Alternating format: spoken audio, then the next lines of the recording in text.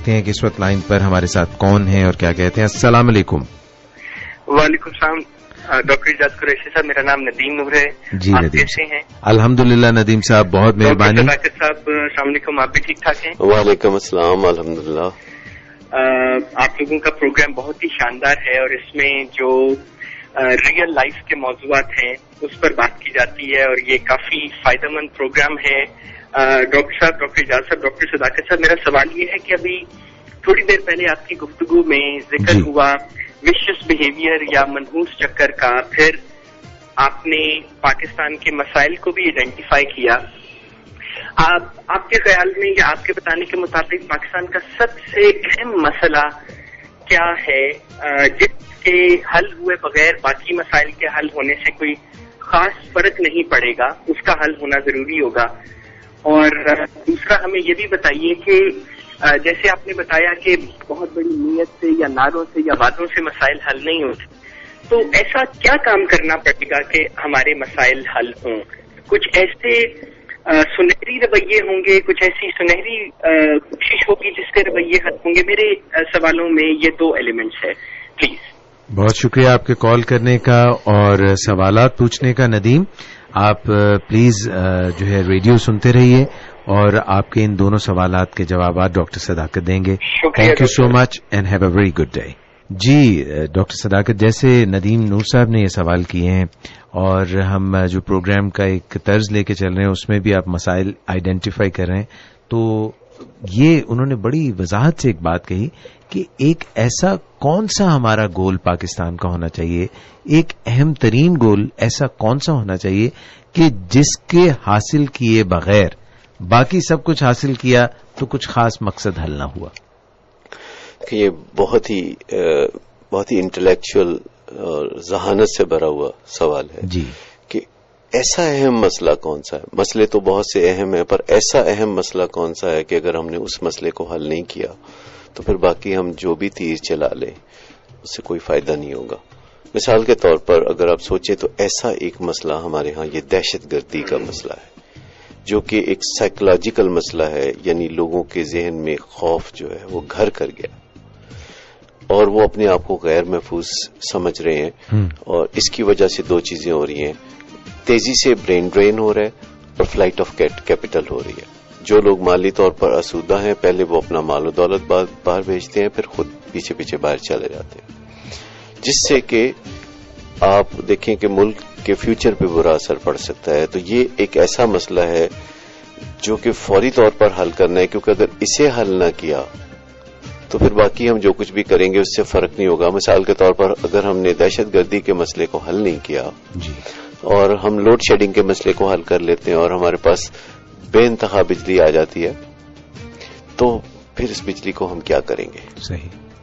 या हम करप्शन का मसला हल कर लेते हैं लेकिन दहशतगर्दी का मसला हल नहीं करते, तो फिर हम क्या करेंगे ऐसे करप्शन से पाक मुआशरे को जहां लोग घर से निकलते हुए भी घबराएं, यानी जहां लोग खौफजदा और डरे हुए हों और सहमे हुए हों.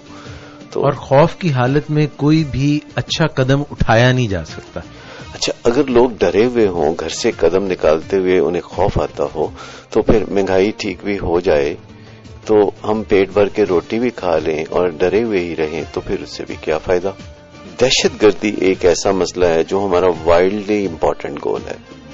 ये एक ऐसा गोल है कि जो हमें सबसे पहले फौरी तौर पर अचीव करना है, क्योंकि अगर हमने ये नहीं किया तो बाकी की एक राह पे पानी फिर जाएगा. मगर सदाकत हम ये नहीं कर सके. गुज़श्ता 3-4 साल से ये अफरीत जो है कहीं ना कहीं डसता रहता है. कभी थोड़े दिन के लिए खामोश होता है और फिर ये सांप निकलता है, और कभी लाहौर में, कभी इस्लामाबाद में, कभी पेशावर में, कभी कराची में, कभी किसी छोटे जगह में ये डस लेता है और फिर हम सहम जाते हैं. उसकी वजह यह है कि हम इस मसले को हल नहीं कर रहे. तो जो काम हम नहीं कर रहे वो होगा नहीं. कर हम क्या रहे हैं कि जब कहीं ना कहीं बम धमाका होता है या कोई दहशतगर्दी की वारदात होती है तो हम उसके आफ्टर मैथ को संभालते हैं, यानी जो कुछ हो जाता है हम जख्मियों को अच्छे तरीके से संभालने की कोशिश करते हैं. हम उसकी कवरेज चैनल्स पे मलबा उठाते हैं जब तबाही आ जाती है.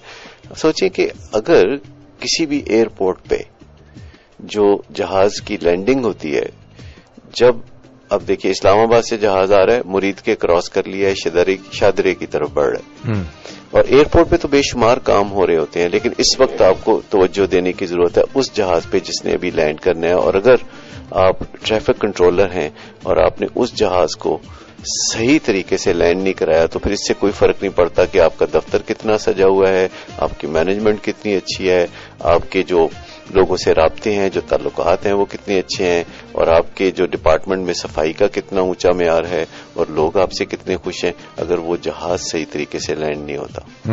تو ہماری پالیسی ہمیشہ یہ ہوگی کہ ہماری توجہ اس جہاز کی طرف ہو جو ابھی لینڈ کرنے والا ہے, اور اس کو ہم نے صحیح طریقے سے لینڈ کرنے میں مدد کرنی ہے. جو ہی وہ لینڈ کرے گا ہماری توجہ پھر ایک اگلے مسئلے پہ ہو سکتی ہے. ادروائز اگر کوئی ٹریفک کنٹرولر ہو اور ہم نے یہ کرنا ہو کہ جہاز کو تو لینڈ اچھی طرح سے نہ کرائیں, لیکن جب جہاز کریش ہو جائے تو پھر بہت بھاگ دوڑ کریں, پھر زخمیوں کو بچائیں. تو یہ جو وائڈلی امپورٹنٹ گول ہے وہ ہمارا اس حوالے سے ہے کہ ہم نے دہشت گردی کے مسئلے کو حل کرنا ہے. یہاں پھر ہمارے نظریہ حیات پہ بات آ جائے گی کہ دیکھیے ہمارا نظریہ حیات میں جو مسئلہ ہے وہ یہ ہے کہ ہمارے ملک میں ہم لوگ مسلمان بستے ہیں سب, اور اسلام ہمارا دین ہے, لیکن تمام لوگوں کے جو مذہب قرار دینا, ہر فرقہ دوسرے فرقے کے اوپر بڑھ چڑھ کر جب حملے کرتا ہے تو پھر اس نظام کو جو ہمارے مذہب سے ملتا ہے وہ ہم استعمال کرنے کے قابل نہیں رہتے, کیونکہ ہمارے ہاں اس کا اتفاق رائے نہیں ہوتا. حتیٰ کہ ایک گھر میں ایک مریض کے علاج کی بات ہو اور 2 لوگ کرانا چاہتے ہوں علاج اور 2 نہ کرانا چاہتے ہوں, تو اس مریض کا اچھا علاج کنسنسس کے بغیر ہو نہیں سکتا. ہنگ پارلیمنٹ, ٹھیک ہے. اچھا, اگر مثال کے طور پر ہم سب یکسو ہو جائیں اپنے مذہبی نظریات میں, یعنی ایک ہی نظریات ہم سب کے بھی ہو جائیں, تو ہم سب کا جو مائنڈ سیٹ ہے وہ ڈفرینٹ ہوتا ہے کہ ہم نے کتنے حد تک اپنی زندگی میں اس کا عمل دخل رکھنا ہے. تو ہمارے ہاں ایسے لوگ بھی ہیں, اکثریت میں ہیں, کہ جو مذہب میں اپنے آپ کو مسلمان کہتے ہیں, اسلام کا پیروکار کہتے ہیں, لیکن ان کی عملی زندگی میں مذہب اتنا کار فرما نظر نہیں آتا. اور ایسے لوگ بھی ہیں کہ جن کی زندگی میں 24 گھنٹے مذہب ہی کار فرما نظر آتا ہے. تو یہ جو دو فیکٹرز ہیں کہ جس میں ایک تو اتفاق رائے, آپ کا خیال ہے کہ ایکسٹریمسٹ بہیویئرز ہیں, مطلب ایک تو یہ ہے کہ ہمارے اندر اتفاق رائے نہیں ہے, پھر جو تھوڑا بہت اتفاق رائے پایا جاتا ہے اس میں عمل پیرا ہم ایک ہی سطح پہ نہیں ہے, ہمارا پیشن ایک جیسا نہیں ہے.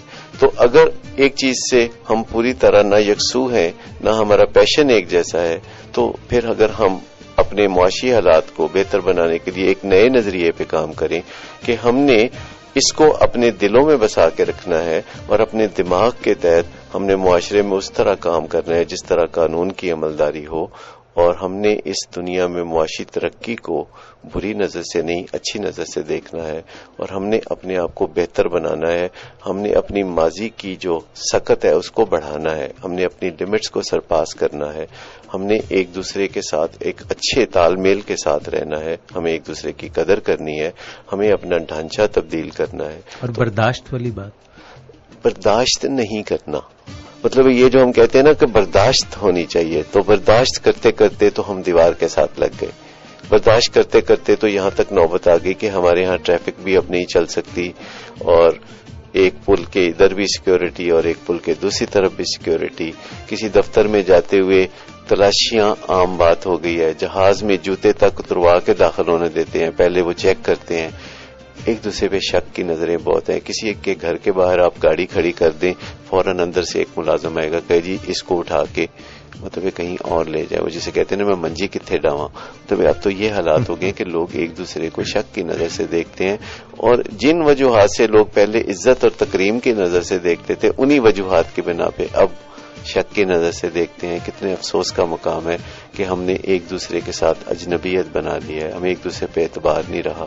ہمیں لگتا ہے کہ ہو نہ ہو یہی ہو جو مجھے نقصان پہنچانے والا ہے, اور جب شک نہیں ہوگا تو پھر تعصبات بہت آئیں گے. آپ کو پتہ ہے اب جابز میں لوگ جاتے ہیں تو لوگ یہ دیکھتے ہیں کہ اچھا ایسا بندہ ہے, اس فرقے سے تعلق رکھتا ہے تو اس کو ہم نے ہائر نہیں کرنا, اچھا اس حلیے کا بندہ ہے تو اس کو ہم نے ہائر نہیں کرنا. تو یہ جو ایک منفی رجحانات ہمارے معاشرے میں ہیں ان کی وجہ سے ہمارے مسائل ہیں. تو ایک نظریہ حیات ہمیں منحاص القوم بنانا پڑے گا کہ آخر ہم چاہتے کیا ہیں.